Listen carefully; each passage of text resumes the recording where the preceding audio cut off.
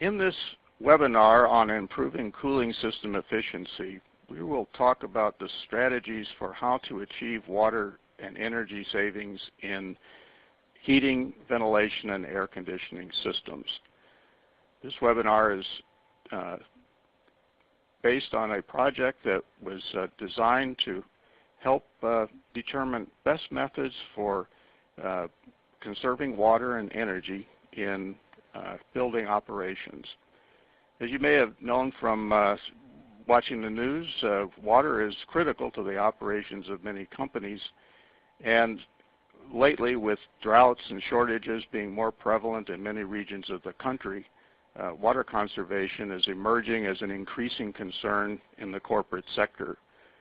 AT&T and EDF are working together to develop strategies for conserving water, saving energy, and reducing cost at their company's facilities. So you may wonder, why is this so important?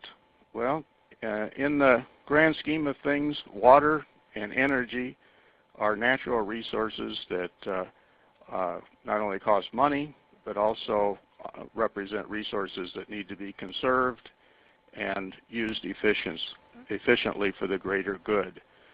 So we will be talking about ways that we can find to conserve water, save energy, and also reduce the chemical consumption associated with water usage and energy usage, as well as looking at ways to minimize the impact on the environment that the discharge of water and the use of energy has across the country.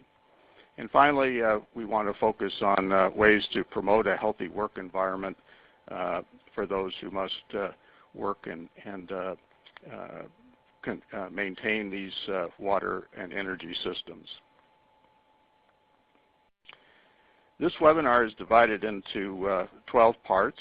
The first part is the introduction, which you're listening to now. And we're going to be highlighting these various concepts for ways to improve the overall efficiency of cooling water systems in heating, ventilation, and air conditioning systems. We'll be talking about the major concepts in these various segments, but more detail is offered in the Cooling Tower Handbook, which accompanies this webinar.